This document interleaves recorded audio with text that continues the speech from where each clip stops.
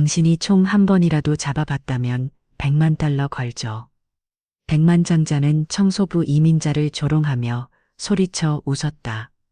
그녀가 도전을 받아들이자 모두 비웃었다. 하지만 그녀가 자세를 잡는 순간 그의 오만한 웃음은 사라졌다. 그 유니폼만 보고 판단했던 그 여자, 그녀는 대체 누구였을까? 볼드닝을 사격장에 공기는 화약 냄새와 금속향이 뒤섞여 있었다. 박민지는 바닥을 닦으며 몸을 낮추었다. 30년의 세월이 그녀의 어깨를 짓누르는 듯했다. 아버지의 나라에서 멀리 떨어진 이 미국 땅에서 그녀는 매일 자신의 존재감을 지우는 연습을 했다. 보이지 않는 사람이 되는 것. 그것이 이민자로서 그녀가 배운 첫 번째 생존 기술이었다. 저기 봐, 우리의 작은 트래곤 레이드를 좀 보라고. 마르코스 레이놀즈의 목소리가 사격장을 가로질러 날카롭게 울렸다. 그의 웃음소리는 유리를 긁는 것처럼 민지의 귀를 파고들었다. 부동산 재벌인 그는 자신의 부와 권력을 과시하는데 익숙했다. 그녀가 걸레 말고 더 위험한 것을 들어본 적이 있을까 싶네. 그의 말에 정장 차림의 사업가들이 웃음을 터뜨렸다. 민지는 허리를 굽혀 계속 닦았다. 그녀의 손가락이 걸레를 꽉 쥐었지만 얼굴은 무표정을 유지했다. 오랜 연습으로 완성된 가면이었다. 한국인들은 김치와 노래방밖에 모르잖아. 그렇지. 민지의 심장이 조금 더 빠르게 뛰었다. 그녀의 머릿속에서는 어린 시절 아버지가 가르쳐준 말이 울렸다. 참을인 렌자를 3번 쓰면 칼날이 무뎌진다. 하지만 얼마나 더 참아야 할까? 얼마나 더 이 쓰라린 모욕을 견디어야 할까? 이봐, 청소부 마르코스가 손가락을 튕기며 소리쳤다. 그의 목소리에는 권력자의 오만함이 패어 있었다. 진짜 총을 본 적 있어? 아니면 그저 유치한 한국 갱스터 영화에서만 동료 중 한 명이 불편한 기색을 감추지 못하며 중얼거렸다. 마르코스, 그냥 큰 열을 내버려 두게. 무슨 소리야? 난 여기서 교육적인 일을 하려는 거라고. 마르코스는 특별 제작된 금도금 쿨트 권총을 집어들었다. 그 무기는 그의 풀을 과시하는 또 다른 도구에 불과했다. 민지는 그 총의 균형이 맞지 않음을 즉시 알아차렸다. 화려함을 위해 기능성을 희생한 것이었다. 이리 와, 재밌는 제안을 하나 할게. 네가 나를 한 라운드에서 이기면 100만 달러를 주. 100만 달러, 얼마나 많은 김치를 살 수 있을지 상상해봐. 사격장의 묘한 긴장감이 감돌았다. 민지는 천천히 고개를 들었다. 그녀의 눈에는 이제껏 숨겨왔던 무언가가 반짝였다. 그것은 분노도 두려움도 아닌 차분한 확신이었다. 마르코스의 동료 중 하나가 그 눈빛을 보고 불안하게 몸을 뒤척였다. 아마도 좋은 생각이 아닐 것 같은데, 마르코스, 그가 조심스럽게 충고했다. 그러나 마르코스는 이미 도취되어 있었다. 자신의 오만함에 취해 그는 눈앞의 여성이 단지 청소부 이상의 존재일 수 있다는 가능성을 전혀 고려하지 않았다. 왜, 그냥 농담이잖아. 어차피 그녀는 받아들이지 않을 거야. 동양인들은 항상 안전한 길만 택하니까. 마르코스가 사격구역을 가리켰다. 어때? 드래곤 레이디, 100만 달러야. 모두 맞출 필요도 없어. 그냥 나를 이기기만 하면 돼. 민지는 천천히 청소용 천을 유니폼 주머니에 넣었다. 그녀의 손가락은 더 이상 떨리지 않았다. 대신 그녀의 몸 전체가 갑자기 다른 사람의 것처럼 느껴졌다. 더 이상 수그러든 청소부가 아닌 아버지의 딸, 장군의 혈통을 이어받은 사람으로서 당신의 도전을 받아들이겠습니다. 그녀가 완벽한 영어로 대답했다. 그녀의 단호한 목소리에 마르코스의 미소가 잠시 흔들렸다. 하지만 서면으로 작성해 주세요.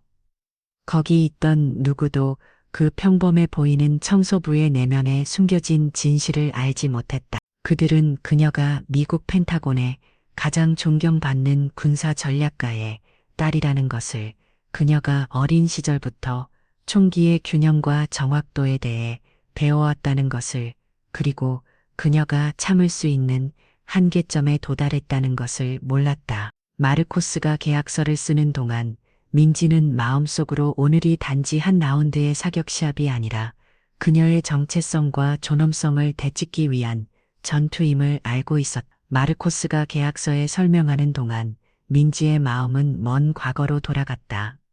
금빛 햇살이 내리쬐는 9살의 민지는 군사훈련장 외곽에 있는 오래된 레티나무 뒤에 숨어 있었다. 그녀의 호흡은 얕고 조심스러웠다. 들키면 안 되었다. 아버지인 박종호 장군은 엄격한 사람이었고 딸이 이런 남자들의 일에 관심을 갖는 것을 결코 허락하지 않을 것이기 때문이었다.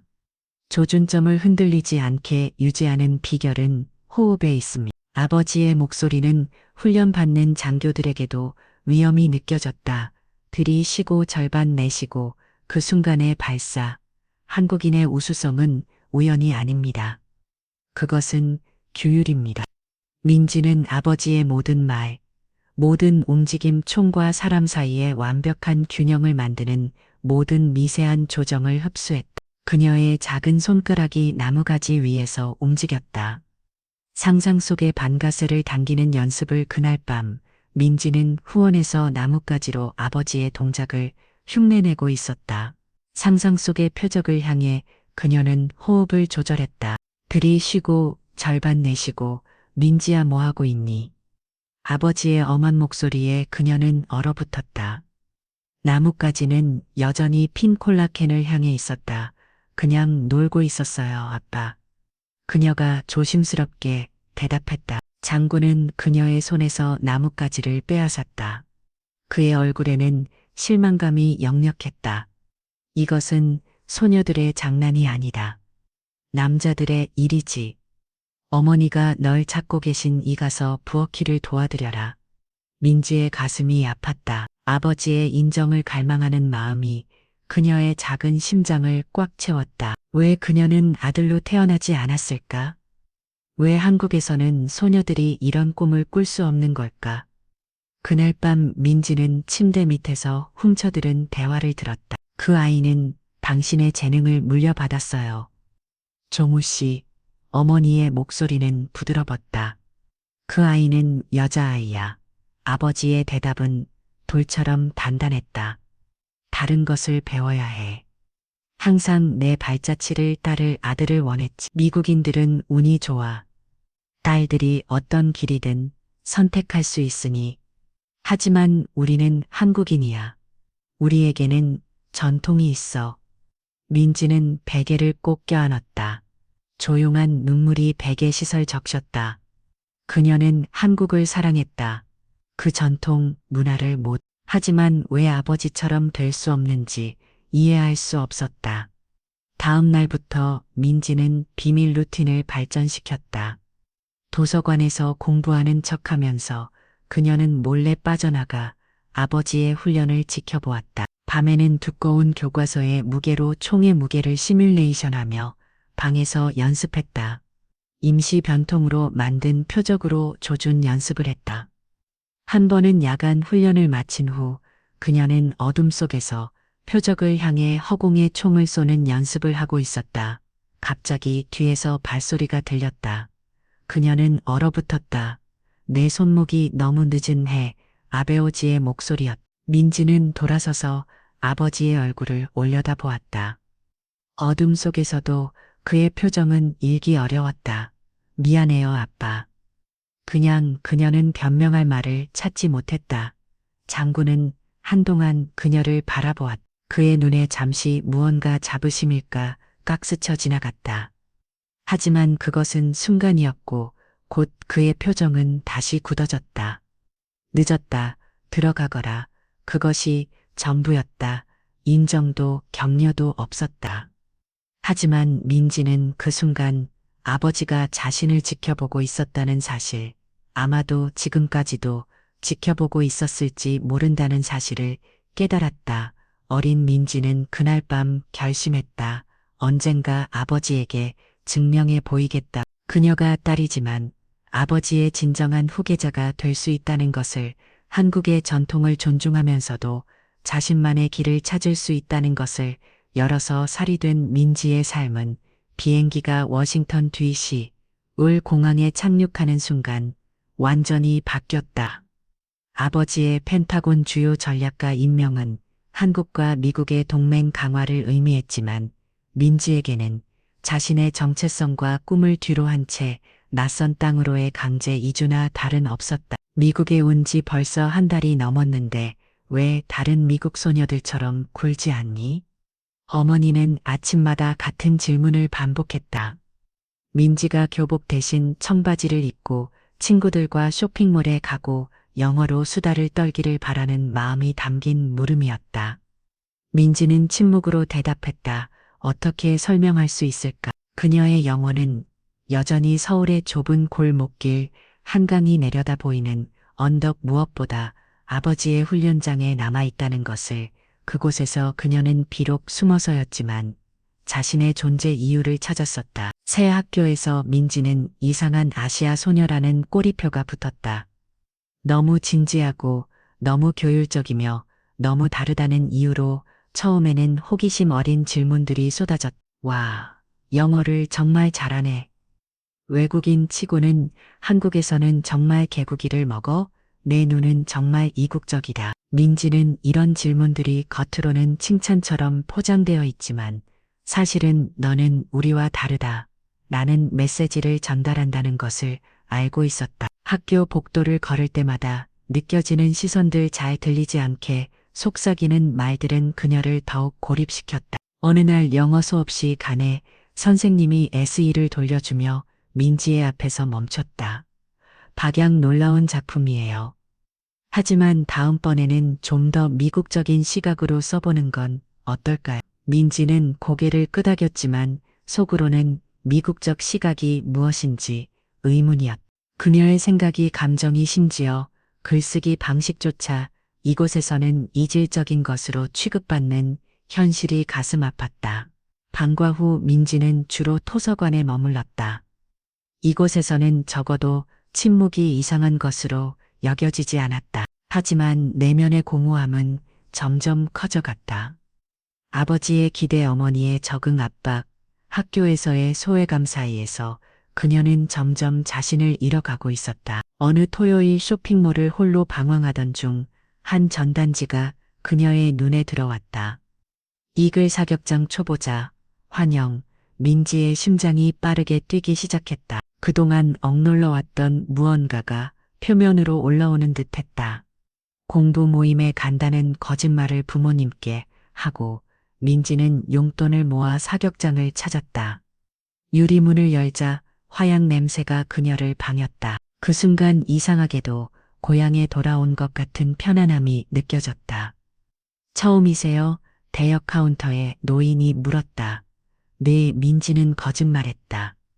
비록 실제로 총을 쏴본 적은 없었지만 이론적으로는 수백 번 더 연습했었다. 대역원 총의 무게가 손에 익숙하게 느껴졌다. 민지는 아버지가 보여준 자세를 취했다. 들이쉬고 절반 내쉬고 첫 발이 표적의 중심에 가깝게 맞았다. 정말 처음이 맞나요? 노인의 눈썹이 올라갔다. 민지는 어깨를 으스켰다. 아마도 유전인가 봐요. 그날 이후 매주 토요일 민지는 사격장을 찾았다. 이곳에서는 그녀의 어깨안이나 외모가 중요하지 않았다. 오직 청학도만이 중요했다. 총성 소리와 화약 냄새 속에서 그녀는 잠시나마 두 세계 사이에 압박해서 벗어날 수 있었다. 밤이면 민지는 창문을 통해 워싱턴 DC의 불빛을 바라보았다.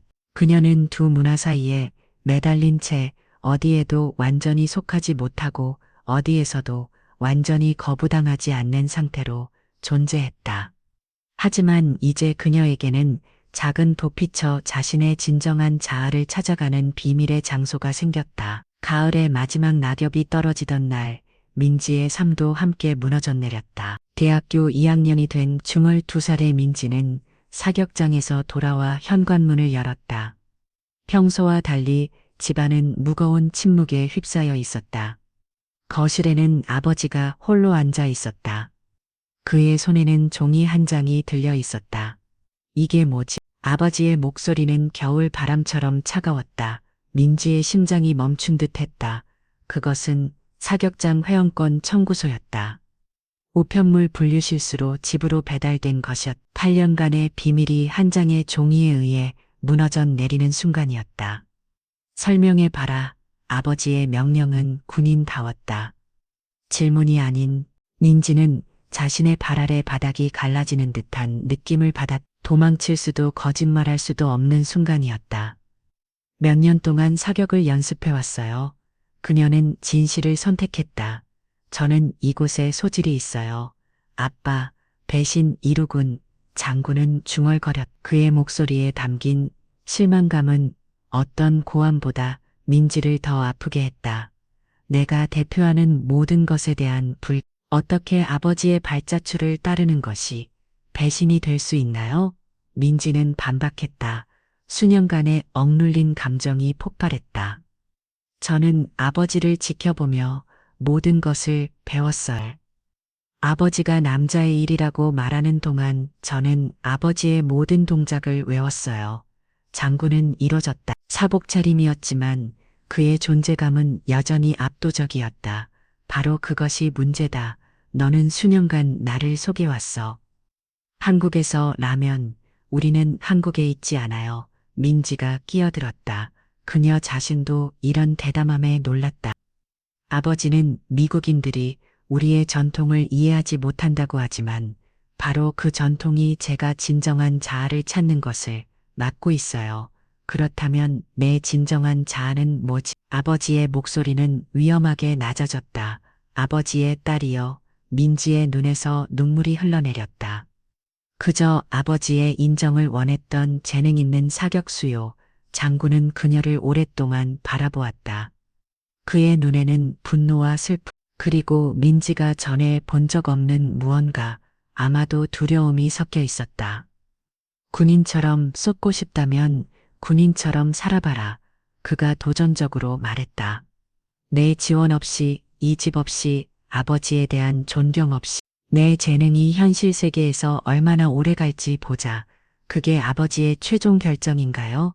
민지의 목소리는 떨렸지만 그녀의 결심은 확고했다. 장군은 고개를 끄덕였다. 난 항상 너를 위험에서 보호하려 했다. 총은 생명을 앗아가는 도구다. 그것은 장난이 아니야. 저도 알아요. 그래서 더 진지하게 되었어요. 안전하게 책임감 있게. 그렇다면 이제 네 선택의 결과도 책임져라. 그의 말은 최종 판결 같았다. 그날 밤 민지는 2개의 여행 가방에 소지품을 쌓아놓았다. 어머니는 계속 울며 그녀에게 다시 생각해보라고 사과하라고 간청했다. 제가 누구인지에 대해 사과할 수 없어요. 민지는 대답했다. 마지막 물건을 챙긴 후 민지는 서랍에서 오래된 사진 한 장을 꺼냈다. 그것은 펜타곤 발령 전 서울에서 찍은 가족 사진이었다. 모두가 웃고 있었다. 그녀는 사진을 가방에 조심스럽게 넣었다. 현관에서 그녀는 마지막으로 아버지를 바라보았다. 그는 문 옆에 군인처럼 꼿꼿이 서 있었다. 언젠가는 민지는 한국으로 약속했다. 아버지는 제가 진정한 자화로서도 우리의 한국 유산을 빛낼 수 있다는 것을 보게 될 거예요. 문이 닫히는 소리는 그녀의 과거와 미래 사이에 그어진 선처럼 느껴졌다. 아파트 앞에서 서 낯선 도시의 불빛을 바라보며 민지는 두려움과 해방감을 동시에 느꼈다. 처음으로 그녀는 자신의 선택에 따른 삶을 시작할 것이다. 독립의 첫 해는 악몽과도 같았다. 민지는 워싱턴 외곽의 허름한 원룸에 자리를 잡았다. 방 안에는 바닥에 깔린 매트리스 작은 스탠드, 그리고 서울에서 찍은 가족 사진 한 장이 전부였다. 그녀의 하루는 새벽 5시에 시작되었다. 아침에는 카페 직원으로, 밤에는 웨이트리스로 일하며 하루에 겨우 4시간만 잠을 잤다. 첫 월급을 받은 날, 민지는 사격장에 가기 위해 버스를 탔다. 하지만 입구에 도착했을 때 회원비가 인상된 것을 알게 되었다. 그녀의 얼굴이 창백해졌다. 렌트비와 식비를 내고 나면 사격 연습은 더 이상 감당할 수 없는 사치가 되어버렸다. 다음에 올게. 그녀는 접수원에게 미소를 지으며 말했지만 둘 다 그것이 거짓말임을 알고 있었다. 그날 밤 그녀는 사격 잡지를 찢어 표역을 만들었다. 총 없이 그녀는 드라이 파이어링이라 불리는 방법을 연습했다. 상상 속에 총을 들고 호흡을 조절하며 방가쇠를 당기는 동작을 반복했다. 이것은 그녀가 읽은 군사훈련책에서 배운 기술이었다. 총은 없어도 사수의 정신은 계속 훈련할 수 있어 그녀는 스스로에게 속삭였다. 밤 늦게 귀가하는 길에 민지는 종종 아파트 근처의 공원 벤치에 앉아 별을 바라보았다. 서울에서는 보기 힘든 밝은 별들이 워싱턴의 하늘을 장식했다. 별빛 아래 그녀는 자신의 꿈이 점점 희미해지는 것을 느꼈다. 하지만 포기할 수는 없었다. 독립 후 3년째 되던 해 겨울의 마지막 눈이 녹을 무렵 민지는 신문의 구인란을 살펴보고 있었다. 그녀의 손가락이 한 광고 위에서 멈췄다. 청소부 구함 골든 이글 사격장. 민지의 심장이 빠르게 뛰기 시작했다. 이것은 운명일까? 그녀는 즉시 전화를 걸었다. 다음 날 아침 민지는 최선의 옷차림으로 면접에 나갔다. 골든 이글 사격장은 워싱턴에서 가장 고급스러운 사격장 중 하나였다. 회원들은 주로 부유한 사업가들과 정부 관료들이었다. 청소 경험이 있나요? 젠킨스라는 이름의 관리자가 물었다. 그는 전직 해병대원처럼 보였다. 네, 선생님. 민지가 대답했다. 그리고 매우 조용하게 일합니다. 젠킨스는 그녀의 이력서를 살펴보았다. 당신 이름은 한국 개인가요? 민지는 긴장하며 고개를 끄덕였다. 이제 거절당할 차례였다. 우리 여기 한때 한국인 강사가 있었어요. 내가 본 최고의 사격수였죠. 완벽한 규율을 가진 사람이었어요. 젠킨스가 미소를 지었다. 채용됐어요. 사격장 청소는 민지가 전에 해봤던 어떤 일과도 달랐. 각각의 화약 잔염을, 각각의 빈 탄필은 하나의 이야기를 담고 있었다. 카운터를 닦으며 그녀는 사격수들을 관찰했다. 주로 사업가들과 경찰관들이었다. 팔꿈치가 너무 높아 그녀는 혼자 중얼거렸다. 호흡이 불규칙해 손잡이 잡는 법이 불안정. 가끔 사격장이 피어 있을 때 그녀는 잠시 멈춰 종이 표정을 관찰했다. 그루핑을 평가하고 자신이라면 어떻게 더 잘할 수 있을지 상상했다. 한 번은 늦은 밤 그녀가 바닥을 닦고 있을 때 한 남자가 들어왔다. 그는 고급 양복을 입고 있었고 전에 본 적 없는 얼굴이었다. 죄송합니다만 지금 닫았습니다. 민지가 말했다. 알아요. 그냥 둘러보고 있어요. 그의 목소리는 부드럽지만 권위가 느껴졌다. 당신은 여기서 일하나요? 네, 청소합니다. 그는 주변을 둘러보더니 한쪽 벽에 걸린 표정을 향해 걸어갔다. 흥미로운 그루핑이네요. 당신 생각에는 이 사격수가 어떤 실수를 했을까요? 민지는 경계하며 대답했다. 말씀드리기 어렵습니다. 아니, 알고 있을 것 같은데요. 남자가 미소 지었다. 당신의 눈이 말해주고 있어요. 침묵이 흘렀다. 민지는 자신이 덫에 걸린 것 같은 느낌이 들었다. 호흡이 불규칙했을 겁니다. 그녀가 마침내 인정했다. 그리고 아마도 발사 전에 조준령을 너무 오래 들여다봤을 거예요. 남자는 놀란 표정을 지었다가 곧 미소를 지었다. 당신 말이 맞아요. 전에 사격을 해본 적이 있나요? 아니요. 민지가 너무 빨리 대답했다. 남자는 그녀를 한참 동안 바라보았다. 알겠어요. 좋은 밤 되세요. 그 갔던 한 후 민지는 그의 명함이 카운터에 놓여 있는 것을 발견했다.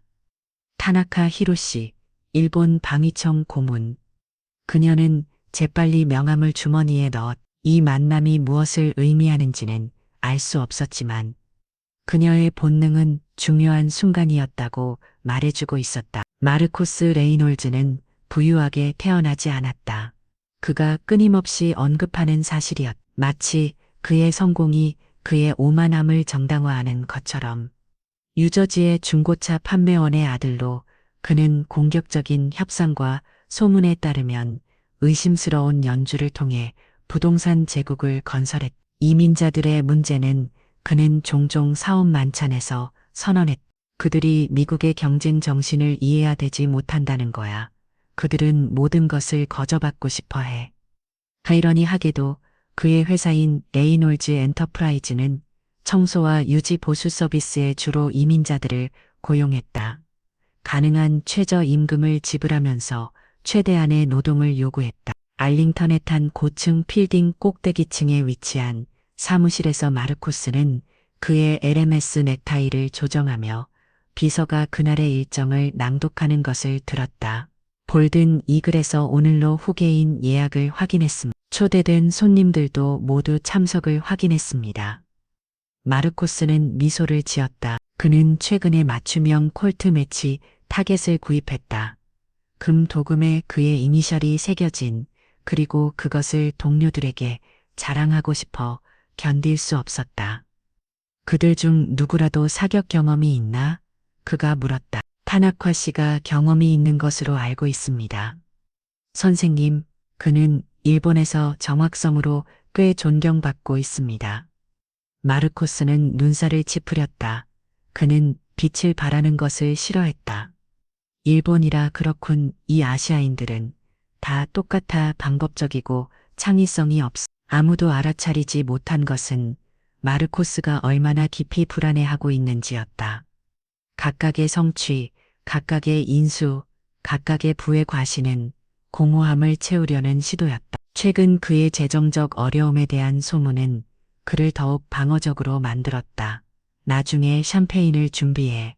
비싼 것으로 그가 명령했다. 그리고 그 아시아 청소부가 거기 있는지 확인해. 선생님? 한국인 아니면 중국인인가? 상관없어. 안경 쓰고 말 안 하는 그 여자. 내가 농담할 때 움츠러드는 모습이 내 손님들을 즐겁게 해. 비서는 불편한 듯 고개를 끄덕였지만 아무 말도 하지 않았다. 그녀는 이미 6개월 동안 일했고 그것은 레이놀 준비태서 일하는 여성 비서의 평균 근속 기간을 넘어서는 것이었다. 마르코스는 창밖을 내다보며 자신의 제국을 바라보았다. 그러나 표면 아래에서는 그 제국이 무너지기 시작했다. 마지막 세 프로젝트는 예산을 초과했고 2명의 주요 투자자들이 그들의 자금을 철회했다. 그는 더 이상 과거의 성공에 의존할 수 없었다.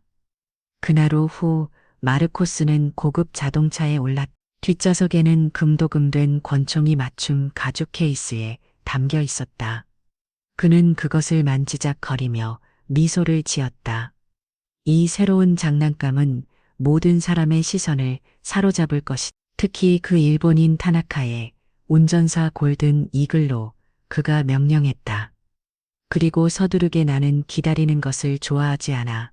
사격장으로 가는 길에 그는 휴대폰을 확인했다. 3개의 부재중 전화가 있었다. 은행에서. 그는 무시하기로 결정했다. 오늘은 걱정할 때가 아니었다. 오늘은 그가 여전히 마르코스 레인놀즈 자수성과 한 사업과 진정한 미국 성공 이야기의 주인공임을 모두에게 상기시킬 것이다. 그가 알지 못한 것은 골든 이글에서 그를 기다리고 있는 청소부가 단순한 이민자 노동자가 아니라는 것이었다. 그녀는 인내심과 인내력을 연마한 여성이었고 완벽한 시간을 기다리는 법을 배웠다. 그리고 민지에게 마르코스 레인놀즈는 미국에서 그녀가 직면했던 모든 모욕과 편견의 화신이었다. 그녀는 그가 오늘 그녀의 길을 건널 줄은 몰랐지만 준비가 되어 있었다. 민지는 전시 케이스를 닫고 있을 때 젠킨스가 사무실로 불렀다. 그녀의 심장이 빨라졌다. 105 근무시간 단축이 일자리를 잃을 수는 없었다. 민지 상황이 좀 있어요. 젠킨스가 불편한 기색을 감추지 못하며 시작했다. 마르코스 레인놀즈가 오늘 중요한 손님들과 함께 올 예정입니다. 그녀는 고개를 끄다. 레인놀즈는 직원들 사이에서 그의 행동으로 악명 높았다. 그가 특별히 당신의 참석을 요청했어요. 민지는 한기를 느꼈다. 왜요? 말씀드리기 어렵네요. 하지만 상당한 팁을 제안했어요. 젠킨스는 부끄러워 보였다. 그가 종종 어려운 사람이라는 것을 알아요. 원하신다면 당신이 아프다고 말할 수 있어요. 민지는 제안을 고려했다. 레인롤즈 그의 시선, 그의 인종차별적 농담을 피할 수 있을 것이다. 하지만 그녀 내면의 무언가가 숨는 생각에 반발했다. 제가 있을게요. 그녀는 결심했다. 민지는 계속해서 일을 하며 창문 너머로 하늘을 바라보았다. 구름이 몰려오고 있었다. 폭풍의 전조 마치 그녀의 마음처럼. 퇴근 후 민지는 좁은 아파트에서 침대 밑에 보관된 상자를 꺼냈다. 한국 추억 상자라고 부르는 그것이었다. 보양의 사진들과 기념품들 사이에서 그녀는 작은 노트를 찾았다. 사격 기술에 대한 관찰을 기록해둔 일기장이었다. 자세는 기본이다. 그녀가 아버지를 인용하며 썼다. 조주는 안정성의 결과물. 민지는 눈을 감고 각 동작, 각 자세를 시각화했다. 레이놀츠가 다시 그녀를 도발한다면 적어도 정신적으로 준비되어 있을 것이다. 도전이 오게 하라. 그녀는 한국어로 스스로에게 속삭였다. 작은 개인적 기도처럼 나는 박창군의 딸이다. 내 피에는 강철이 흐른다.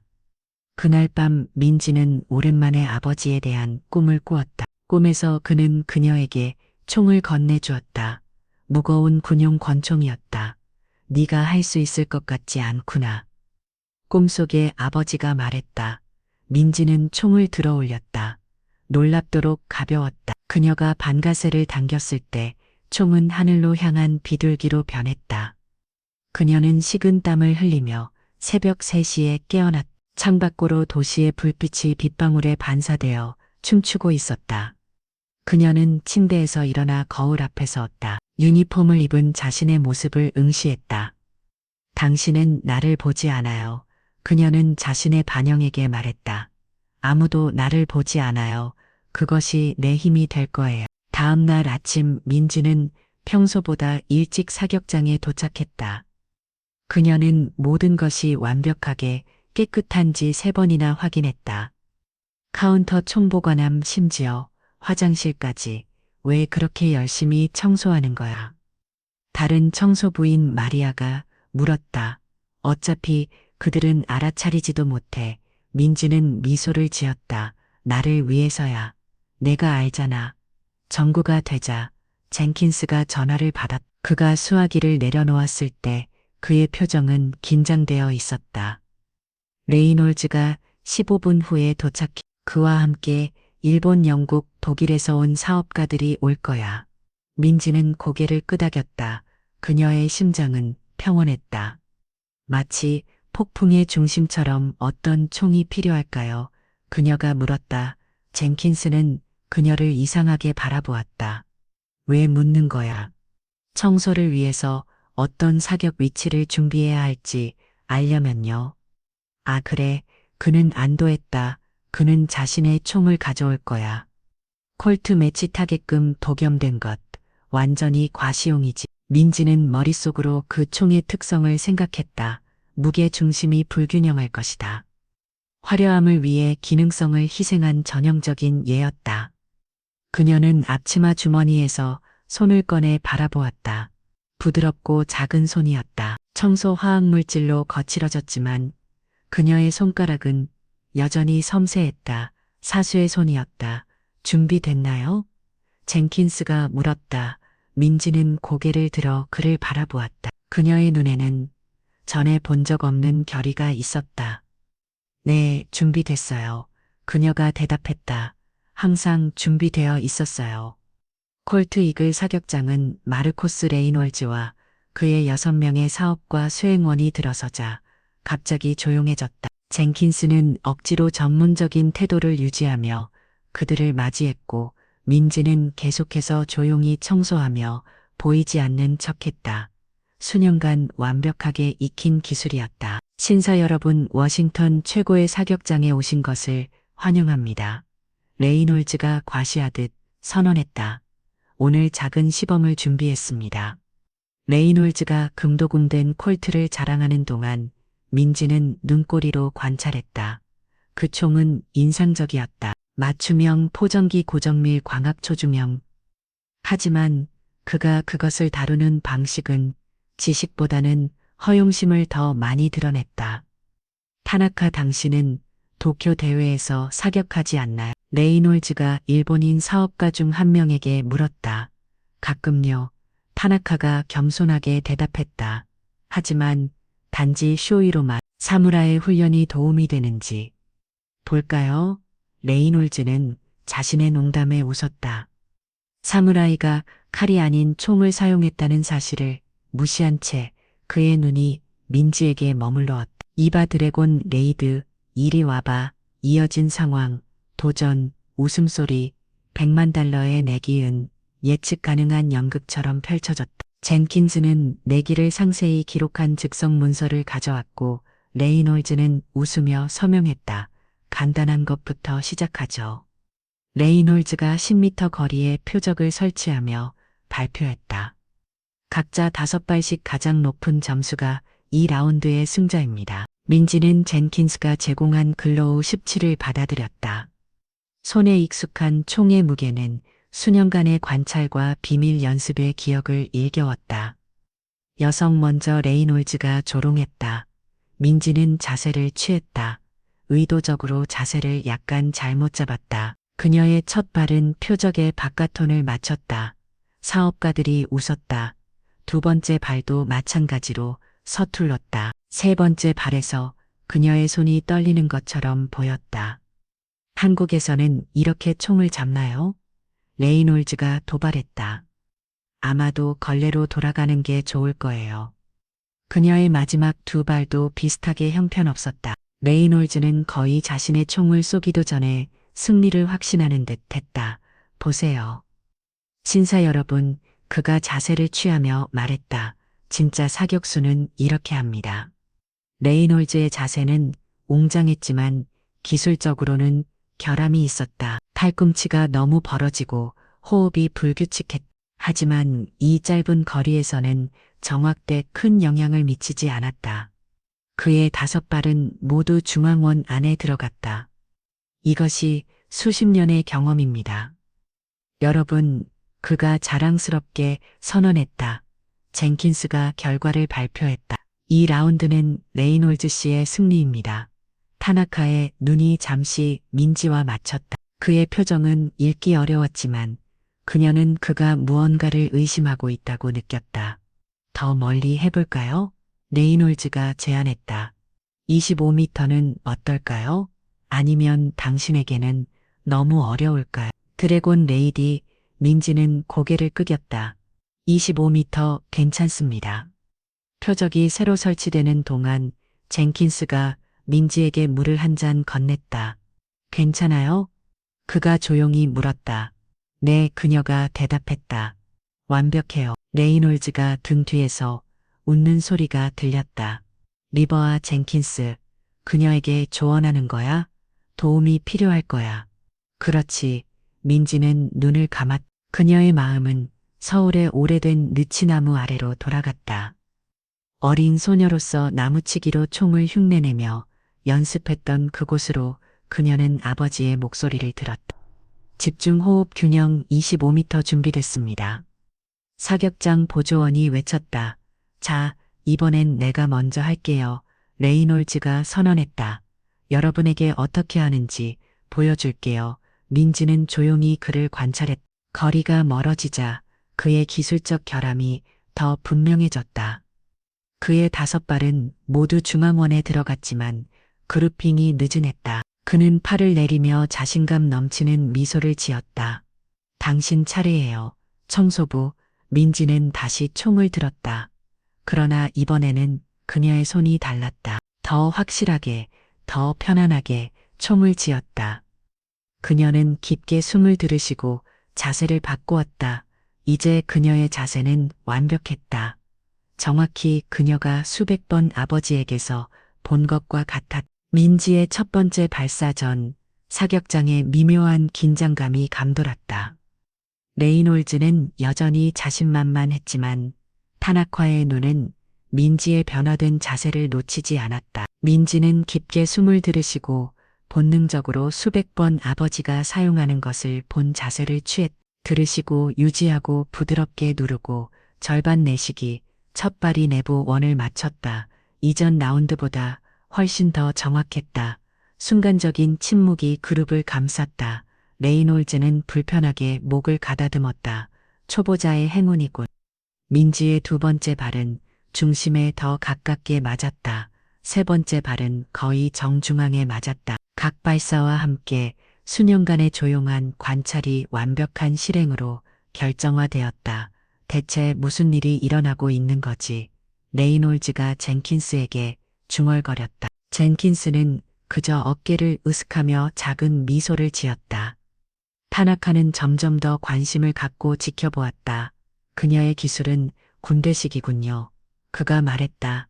특히 한국군 방식. 민지는 거의 완벽한 점수로 시리즈를 완료했다. 레이놀즈를 크게 앞선 것이다. 그녀의 움직임은 이제 자연스럽게 흘러갔다. 마치 몸이 마음이 항상 알고 있던 것을 마침내 기억해낸 것처럼. 더 멀리 레이놀즈가 얼굴을 붉히며 요구했다. 25m에서는 누구나 운이 좋을 수 있어. 젠킨스는 불안한 표정을 지었다. 레이놀즈 씨 50m는 건총으로는 상당히 멀. 지금 당장 세팅해. 레이놀즈가 명령했다. 새로운 표정이 준비되는 동안 민지는 정신을 집중하기 위해 잠시 눈을 감았다. 그녀의 마음은 서울의 한 여름날로 돌아갔다.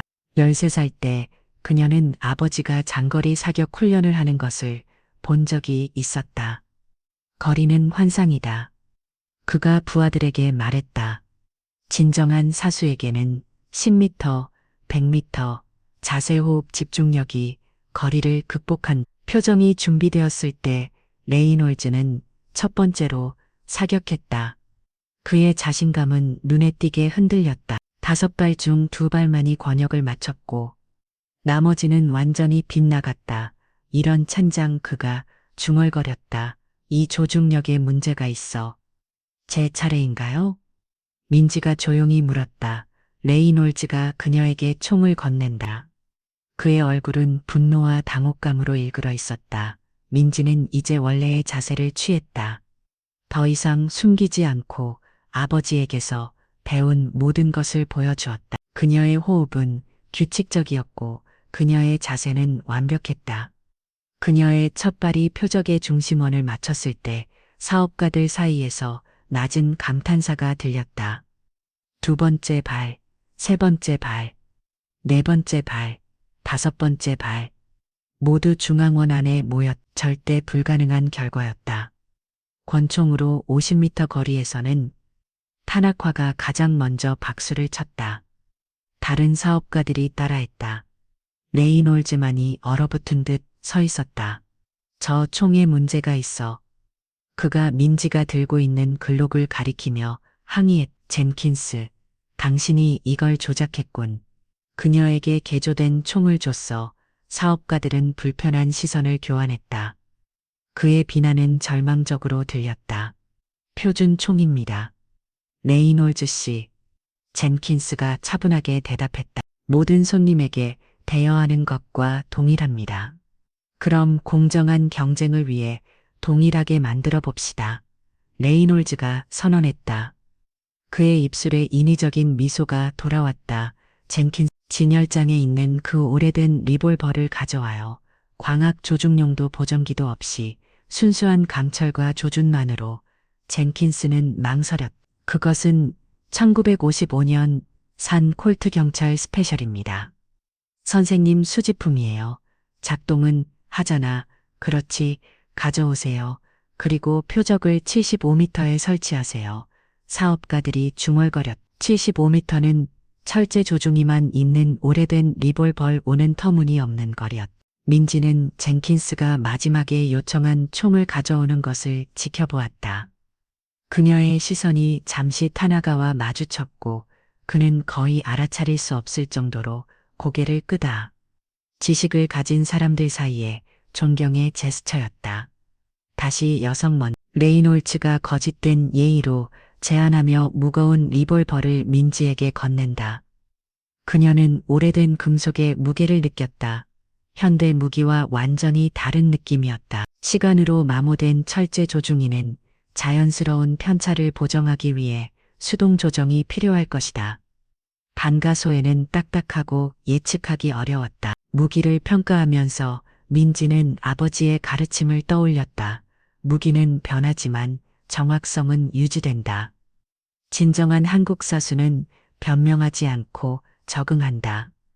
그녀는 깊이 숨을 들이쉬고 오래된 리볼버를 들어 올렸다. 이제 그녀와 레이놀츠 사이에 진정한 경쟁이 시작대로 하고 있었다. 민지는 오래된 콜트 리볼버의 무게를 손에 느끼며 75m 거리의 표적을 응시했다. 이 거리는 이런 종류의 무기로는 거의 불가능한 도전이었다. 그녀의 주변에서 사업가들이 기대감과 의심이 섞인 눈빛으로 지켜보고 있었다. 뭘 기다리고 있나요? 드래곤 레이디 레이놀츠가 조롱했다. 겁이 나나요? 민지는 대답하지 않았다. 대신 그녀는 숨을 깊게 들이마시고 철제 조종이를 표적에 맞추었다. 민지는 이 오래된 무게 특성을 순간적으로 파악했다. 약간 왼쪽으로 치우치는 경향이 있었고 반가세가 너무 무거웠다. 그녀는 이를 보정하기 위해 미세하게 자세를 조정했다. 첫 발이 발사되었다. 놀랍게도 총알은 표적에 가장 자리를 맞췄다. 사업가들 사이에서 낮은 감탄사가 들렸다. 문이 좋았군. 레이놀츠가 중얼거렸지만 그의 목소리에서 불안함이 느껴졌다. 민지는 두 번째 발을 위해 준비했다. 이번에는 리볼버의 반동 패턴을 더 잘 이해하게 되었다. 그녀는 더 견고하게 무기를 잡고 약간 더 높게 조준했다. 두 번째 발은 중앙원에 더 가깝게 맞았다. 어떻게 이런 일이 레이놀츠의 얼굴이 창백해졌다. 민지는 세 번째, 네 번째, 다섯 번째 발을 이어서 발사했다. 각 발사마다 그녀의 자신감이 커졌고 마지막 세 발은 모두 중앙원 안에 모였다. 거의 기적 같은 결과였다. 당신 차례입니다. 레이놀츠 씨. 민지가 리볼버를 그에게 건넨다. 레이놀츠는 떨리는 손으로 무기를 받았다. 땀이 그의 이마에서 흘러내리며 고급 셔츠 칼라를 적셨다. 그는 어색하게 자세를 잡았고 첫 발은 표적을 완전히 빗나갔다. 이 망할 총 그가 욕설을 내뱉었다. 조중이가 맞지 않아. 두 번째 발도 같은 결과였다. 레이놀츠의 얼굴은 이제 분노와 굴욕으로 붉게 물들었다. 그의 마지막 세 발도 표적의 가장자리만 스쳤다.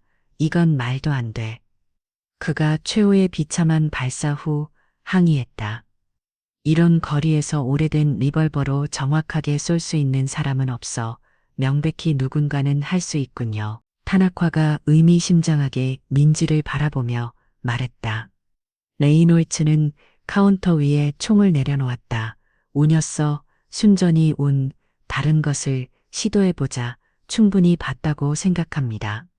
그동안 침묵을 지키던 나이든 사업가가 끼어들었다. 이 아가씨는 첫 번째 라운드 이후 모든 라운드에서 승리했습니다. 기술적으로는 다른 이가 덧붙였다.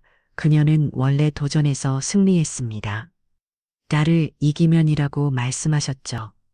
그리고 그녀는 부정할 수 없이 그렇게 했습니다. 레이놀츠의 얼굴이 회색빛으로 변했다.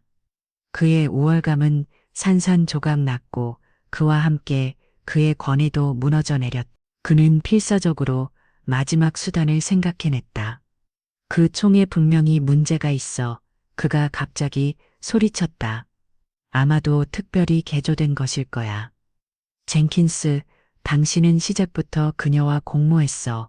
젠킨스의 입이 벌어졌다. 그게 무슨 말도 안 되네. 내 변호사들이 이 사기 행각에 대해 알게 될 거야. 레이놀츠가 위협했다. 이 계약은 무효야. 분명히 속임수가 있었어. 민지는 침착하게 한 걸음 앞으로 나섰다. 그렇다면 레이놀츠 씨 무기를 교환해보는 건 어떨까요? 당신이 선택한 두 개의 동일한 총으로 당신이 하나를 고르고 제가 다른 하나를 사용하는 거죠. 사격장에 침묵이 내려앉았다. 레이놀츠의 얼굴에서 혈색이 완전히 사라졌다. 그러니까 우리가 동일한 총을 사용한다면 그가 더듬거렸다. 네, 완전히 공정하게요. 민지가 말했다. 그녀의 목소리는 부드러웠지만 그 안에는 강철 같은 확신이 담겨 있었다.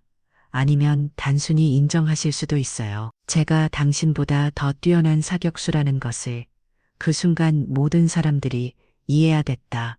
이것은 단순한 사격 시합이 아니었다. 이것은 오만함과 진정한 기술 특권과 훈련, 가정과 현실 사이의 대결이었다.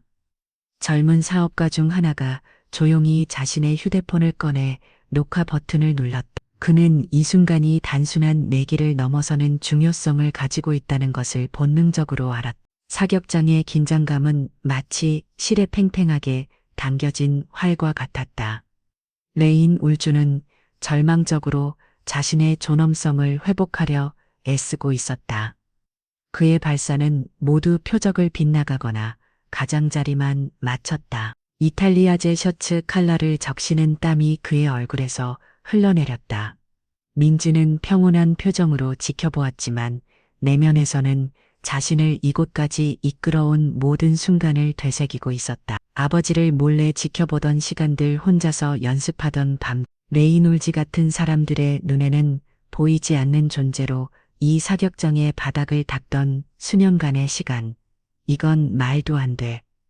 마지막 비참한 발사 후 레이놀지가 항의했다. 이런 거리에서 오래된 리볼버로우는 누구도 정확하게 쏠 수 없어. 명백히 누군가는 할 수 있군요. 타나카가 의미심장하게 민지를 바라보며 말했다. 레이놀지는 카운터 위에 무기를 거칠게 내려놓았다. 운이었어. 순전히 운 다른 것을 시도해보자. 충분히 봤다고 생각합니다. 그동안 조용히 있던 나이든 사업가가 끼어들었다. 그는 레이놀지의 오랜 동업자였지만 그의 목소리에는 이제 실망감이 묻어났다. 이 아가씨는 첫 번째 라운드 이후 모든 라운드에서 승리했습니다. 기술적으로 영국 어깨안을 가진 다른 사업가가 덧붙였다. 그녀는 원래 도전에서 승리했습니다. 나를 이기면이라고 당신이 말했죠. 그리고 그녀는 부정할 수 없이 그렇게 했습니다. 민지는 미묘한 권력 이동을 감지했다. 전에 레이놀지의 농담에 웃던 사람들이 이제는 그의 패배가 전염병이라도 되는 것처럼 그에게서 멀어지고 있었다. 그건 공정하지 않았어. 레이놀지가 마지막 수단으로 말했다. 그녀는 전문가야. 그녀는 우리를 속였어. 이 계약은 무효야. 민지는 조용히 서 있었다. 8살 때부터 이 순간을 위해 자신을 단련해 온 것 같았다. 자신의 가치를 증명할 기회, 진정한 자아를 보여줄 기회. 경쟁 전체를 조용히 휴대폰으로 녹화하던 젊은 사업가가 민지에게 다가왔다. 이건 정말 놀라웠어요. 그가 녹화 영상을 그녀에게 보여주며 말했다. 이걸 공유해도 될까요? 세상이 이것을 봐야 해요. 민지가 대답하기 전에 레이놀지가 앞으로 뛰쳐나왔다. 당장 그것을 지워. 이건 사적인 시합이었어. 공공시설에서. 요 젠킨스가 말을 마쳤다. 비밀 유지 계약 없이. 민지는 휴대폰 화면을 바라보았다. 처음으로 타인의 눈을 통해 자신을 보고 있었다. 보이지 않는 청소부가 아닌 항상 자신이 알고 있던 대로 뛰어난 사격수로서의 자신을. 네, 그녀는 마침내 결정했다. 공유하셔도 좋습니다. 레이놀즈의 얼굴이 창백해졌다. 생각해봐. 이건 너에게도 좋지 않을 거야. 사람들은 질문할 거야. 네가 어떻게 이런 기술을 갖게 됐는지, 내 신분에 대해, 너의 과거에 대해. 민지는 그의 눈을 똑바로 바라보았다. 제 과거에 대해 부끄러운 것은 없습니다. 레이놀즈 씨, 당신과는 달려. 타나카가 미소를 지으며 앞으로 나섰다. 박 씨, 당신의 기술은 놀랍습니다. 어디서 배우셨나요? 순간의 망설임 후 민지는 대답했다. 제 아버지로부터요. 직접적으로는 아니지만 당신의 아버지는 군인입니까? 타나카가 계속 물었다. 네, 한국군 장군이십니다. 아니, 그랬었습니다. 민지의 목소리가 약간 떨렸다. 우리는 더 이상 연락하지 않습니다. 타나카는 이해한다는 듯 고기를 끄덕였다. 때대로 가장 큰 영웅들은 가장 가까운 사람들의 가치를 보지 못합니다. 레인 울지는 마지막 노력을 기울였다. 내가 제안을 하지 이 전체 상황을 잊자. 계약을 찍고 모두 아무 일도 없었던 것처럼 각자의 길을 가는 거야. 계약은 여전히 유효합니다. 민지가 차분하게 말했다. 제가 이겼고 당신이 패배했습니다. 100만 달러 레인 울지 씨. 레인 울지의 얼굴이 붉어졌다가 창백해졌다. 그는 무언가 말하려 했지만 결국 아무 말도 나오지 않았다. 자신의 오만함이 만들어낸 함정에 갇힌 것이다. 내일 아침까지 손금하겠습니다. 그가 마침내 힘없이 말했다. 다른 사업가들이 조용히 사격장을 나가기 시작했다. 그러나 타나카는 머뭇다. 그는 민지에게 명함을 건넨다. 만약 진정한 도전을 원하신다면 연락 주세요. 당신 같은 재능은 국제 무대에서 빛날 자격이 있습니다. 민지는 명함을 받아들이면 미소 지었다. 이것은 끝이 아니라 시작이었다. 24시간 또 채 지나지 않아. 그 동영상은 200만 호이의 이상의 조회수를 기록했다. 한국인 청소부 부동산 검을 굴욕시키다. 라는 제목이 전국적인 해외 시태그가 되었다. 이 이야기는 깊은 공감을 불러일으켰다. 겸손한 이민자가 오만한 백만장자를 물리치는 장면은 국경과 문화를 초월하는 무언가를 상징했다. 민지는 이 현상을 현실감 없이 지켜보았다. 전에는 고요했던 그녀의 전화기가 이제는 쉴 새 없이 울렸다. 기자들, 토크쇼, 총기 회사들이 후원을 제안했다. 이런 일이 벌어질 줄은 상상도 못했어요. 그녀는 온라인 헤드라인을 읽고 있는 젠킨스에게 고백했다. 세상은 다윗과 골리앗의 이야기를 좋아하죠. 그가 대답했다. 특히 다윗이 아시아 여성이고 골리앗이 오만한 사업가일 때는 더욱 그렇고요. 수백 개의 메시지 중에서 하나가 특별히 눈에 띄었다. 알 수 없는 번호에서. 운이었다. 노, 아버지가 보셨어요. 대화하고 싶어 하세요. 민지는 앉았다. 갑자기 다리가 약해진 느낌이었다. 8년간의 침묵, 8년간 단 한 마디도 전화 한 통도 없었다. 메시지는 그녀의 어머니가 보는 것이었다. 직접적이고 단도직입적인 스타일을 알아볼 수 있었다. 그날 밤 좁은 아파트에서 민지는 녹화 영상을 반복해서 봤다. 낯선 이들의 눈을 통해 자신을 보는 것이었다. 변신이 눈에 보였다. 수줍은 청소부에서 자신감 넘치는 사격수로 항상 그녀 안에 있었던 무언가가 마침내 해방된 것이었다. 그녀의 전화기가 다시 울렸다. 레이놀즈 엔터프라이즈. 그녀는 조심스럽게 받았다. 레이놀즈의 비서 목소리가 긴장되어 있었다. 레이놀즈 씨가 합의를 논의하고 싶어 하십니다. 어떤 종류의 합의인가요? 공개적 사과요. 그 대가로 그는 상금 약속을 지키고 추가로 재량에 대한 보너스를 드리려고 합니다. 민지는 그 돈에 대해 생각했다. 100만 달러는 그녀의 삶을 완전히 바꿀 것이다. 하지만 재량에 대한 보너스는 본질적으로 일어났던 일을 지우는 것을 레이놀즈 씨에게 100만 달러가 약속된 금액이라고 전해주세요. 그 이상도 그 이하도 아닙니다. 그리고 사과는 없습니다. 전화를 끊은 후 그녀는 창가로 걸어가 워싱턴 D.C.의 야경을 바라보았다. 처음으로 그녀는 이 도시에서 이방인처럼 느껴지지 않았다. 도시의 불빛이 이제는 위협적이지 않고 방위는 뜻했다. 다음 날 아침 레이놀즈의 100만 달러 수표가 특급 우편으로 도착했다. 그것과 함께 짧은 메모가 있었다. 계약은 계약이다. MR 민지는 수표를 오래 바라보았다. 이것은 단순한 돈이 아니었다. 이것은 그녀의 가치에 대한 인정이었다. 증명이었다. 그녀의 휴대폰이 울렸다. 발신자 번호는 그녀가 8년 동안 보지 못했지만 즉시 알아본 번호였다. 아버지였다. 민지의 손가락이 전화기 위에서 망설였다. 마르코스 레이놀즈를 이기는 것보다 더 어려운 전투가 그녀를 기다리고 있었다. 그녀는 깊게 숨을 들이쉬고 전화를 받았다. 여보세요, 아버지. 한국어로 말하는 것이 얼마나 오랜만인지. 장군의 목소리는 그녀가 기억하는 것보다 더 나이 들어 있었다. 민지야, 네가 잘 지내고 있다고 들었다.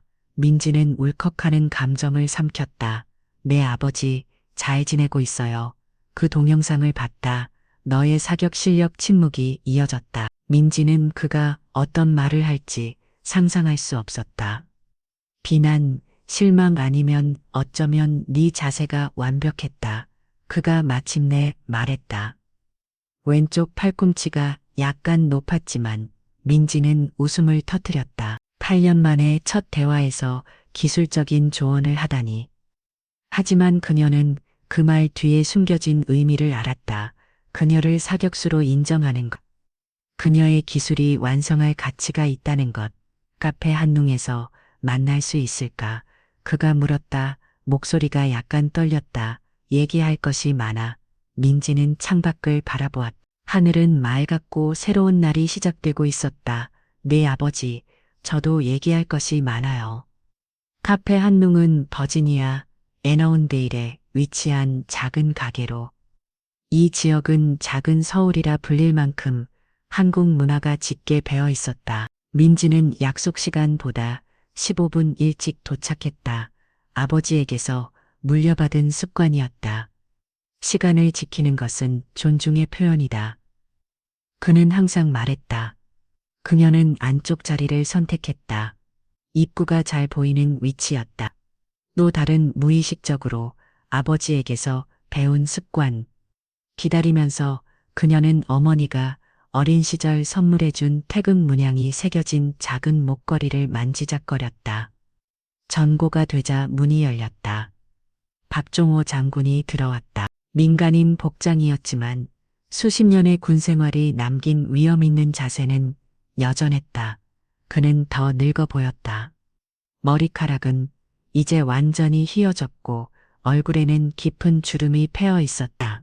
하지만 그의 눈 민지가 거울에서 보는 것과 같은 눈 여전히 날카롭고 관찰력이 뛰어났다. 민지야, 그가 마침내 그녀 앞에 앉으며 말했다. 아버지, 그녀는 대답했다. 아빠라는 한국어 단어가 수년의 공백에도 불구하고 자연스럽게 나왔다. 불편한 침묵이 이어졌다. 민지는 이 순간을 수없이 상상해왔다. 때로는 소리 지르며, 때로는 눈물 흘리며, 때로는 극적인 포옹과 함께 변신은 더 절제되어 있었고, 더 한국적이었다. 동영상을 봤다. 그가 마침내 말했다. 알고 있어요. 내 기술은. 그가 망설였다. 왼쪽 팔꿈치가 조정이 필요해. 민지는 8년 만에 첫 대화가 기술적인 비평이라는 사실에 웃음이 나올 뻔했다. 하지만 그 말 뒤에 숨겨진 의미를 알았다. 아버지는 그녀가 사격수임을 완성할 가치가 있는 기술을 가졌음을 인정하고 있었다. 아버지를 지켜보며 패웠어요. 그녀는 간단히 대답했다. 내가 틀렸었다.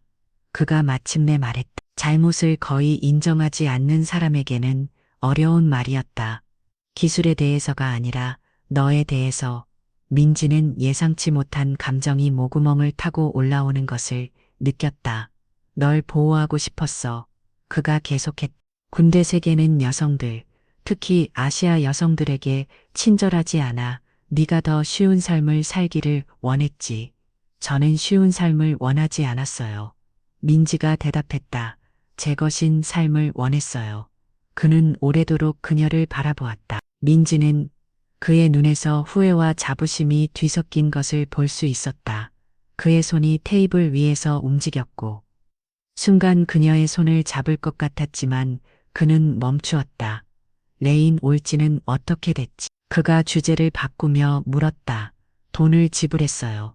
민지가 미소 지금 말했다. 100만 달러. 약속대로 그가 정말 지불할 거라고 생각했니? 아니요. 하지만 그는 선택의 여지가 없었어요. 너무 많은 목격자들이 있었고 동영상이 모든 곳에 퍼졌어요. 장군은 고개를 끄덕였다. 항상 약점을 보호하라. 그것이 군사 전략의 첫 번째 규칙이다. 민지는 그 말에 담긴 의미를 이해했다. 레이놀즈의 약점은 그의 자존심이었다. 지불하지 않는 것은 그의 이미지에 더 큰 타격을 줄 것이다. 그 돈으로 뭘 할 거니 아버지가 물었다. 민지는 잠시 생각했다. 그녀는 이 질문에 대한 답을 이미 알고 있었지만 아버지에게 말하는 것은 다른 문제였다. 사격 훈련센터를 열 거예요. 그녀가 말했다. 한국식 정확성과 규율을 가르치는 곳이요. 제가 미국에서 겪었던 것과 같은 차별을 경험하는 다른 이민자들이 자신감을 찾을 수 있는 곳이요. 장군의 표정이 변했다. 그의 눈에 무언가 자부심이 빛났다. 그게 좋은 생각 같구나. 그가 말했다. 그리고 잠시 후 덧붙었. 도움이 필요하니? 그 단순한 질문에 민지의 눈에 눈물이 고였다. 8년 동안 그녀는 도움을 요청하지 않고 혼자서 싸웠다. 이제 아버지가 그녀의 길에 함께 하겠다고 제안하고 있었다. 네, 아버지. 그녀가 대답했다. 도움이 필요해요. 창밖에서 첫 벚꽃이 봄바람에 흩날리고 있었다. 볼등이글 사격장에서의 사건으로부터 6개월 후 민지는 프리시전 서울이라는 간판이 달린 건물 앞에 서 있었다. 이곳은 단순한 사격장이 아니라 한국 군사 철학 기술적 정확성 그리고 방법론적 훈련을 접목한 훈련센터였다. 레이놀즈의 100만 달러 수표는 동영상이 바이럴된 일주일 후에 도착했다. 공식적인 사과문과 함께였고 추가 투자 제안도 있었지만 민지는 정중히 거절했다. 아버지가 예상했듯이 레이놀즈는 그녀를 적으로 만들 여유가 없었다. 프리시전 서울은 다른 미국 클럽들처럼 화려하지 않았다. 가족 라운지나 화려한 장식이 없었다. 대신 기능적인 단순함, 고품질 장비, 그리고 엄격하게 훈련된 강사들을 제공했다. 메인 벽에는 한국어와 영어로 된 문구가 있었다. 정확성은 마음에서 시작된다. 어떻게 생각하세요? 민지가 개업식 전 시설을 점검하던 아버지에게 물었. 펜타곤에서 최근 은퇴하고 시설의 공식 컨설턴트가 된 박 장군은 승인의 뜻으로 고개를 끄다 한국의 전통에 걸맞다. 과함 없이 오직 탁오를 한만. 개업식은 상당한 관심을 끌었. 청소부 사격수라고 언론이 붙인 별명의 민지는 이민자 결단력과 고정관념 타파의 상징이 되었다. 한국 대사관 대표들이 참석했고 여러 미국군 장교들도 대부분 아버지의 전통녀들이었다. 손님들 중에는 레이놀즈와의 승부를 목격했던 타나카도 있었다. 그는 존경의 뜻을 담아 고개를 숙이며 다가왔다. 당신의 클럽은 아시아 철학의 정수를 담고 있군요. 그가 말했다. 정확성 존중 겸 손서양이 종종 이해하지 못하는 것들이죠. 박 장군이 다가와 작은 상자를 그녀에게 건네했던 개업 선물이다. 그가 격식을 차리며 말했다. 아내는 한국군 훈장 수십 년 전 그가 사격 정확도 우수성으로 받은 것과 같은 것이었다. 이것은 박 가문의 유산이다. 그가 설명했다. 수세대에 걸쳐 가문의 남자들 사이에서 전해져 왔다. 이제 그것은 진정한 길을 따른다. 민지는 훈장을 자신의 칼라에 달았다. 그 무게를 단지 물리적인 것이 아니라 역사적이고 상징적인 느꼈다. 한국은 항상 정확성에서 앞서왔지. 가까이 있던 미국 장교가 말했다. 기술이든 제조든 사격이든 한국인의 정신에는 우리가 복제하려 하는 탁월함이 있어. 민지는 미소를 지으며 입구에서 기다리는 다양한 사람들의 줄을 바라보았다. 미국인들, 이민자들, 퇴역군인들, 민간인들, 남자들, 여자들. 모두 그녀의 아버지가 가르쳐던 가치에 기반한 문화를 초월하는 접근법을 배우기 위해 모인 것이었다. 심지어 그가 그녀를 멀리하려 했을 때도 진정한 정확성은 그녀는 아버지가 종종 말했던 것을 반복했다. 단지 표적을 맞추는 것이 아니라 그것에 이르는 자신만의 길을 찾는 것이다. 개업식이 끝난 후 민지와 아버지는 사격장에 남았다. 그들만 둘이서 시연을 해보겠니? 아버지가 제안했다. 민지는 미소 지었다. 이것은 아버지가 그녀에게 함께 사격하자고 제안한 첫 번째 경우였다. 그들은 나란히 서서 동일한 자세로, 동일한 호흡 패턴으로, 동일한 집중력으로 표적을 겨냥했다. 그들이 동시에 발사했을 때 두 발의 종알이 거의 같은 지점에 맞았다. 내 어머니가 자랑스러워할 거다. 장군이 말했. 그의 목소리에는 평소에 없던 부드러움이 있었다. 한국에 돌아가 포획해 회귀해요. 민지가 말했. 어머니도 이곳에 오시도록 초대하고 싶어요. 우리 셋이 다시 함께. 장군은 잠시 침묵했다. 그게 좋겠구나. 옆에 있는 탄학화가 훈련센터를 둘러보며 말했. 이것이 진정한 아메리칸 드림이 아닐까요? 한국의 전통과 미국의 기회가 혼합된. 민지는 머리를 저었다. 이것은 아메리칸 드림이 아니에요. 이것은 그저 제 꿈이에요. 그녀는 사격장 창문을 통해 바깥의 세계를 바라보았다. 서울의 좁은 골목에서 시작된 꿈, 워싱턴의 어두운 아파트에서 살아남은 꿈, 그리고 이제 현실이 된. 청소부에서 사업가로 무시당하던 이민자에서 존경받는 전문가로, 그리고 무엇보다도 아버지의 그림자에서 자란 소녀에서 자신만의 빛을 발하는 여성으로 준비됐니? 아버지가 물었다. 다음 라운드를 위해 총을 다시 장전하며 민지는 웃었다. 네, 아버지, 항상 준비되어 있어요.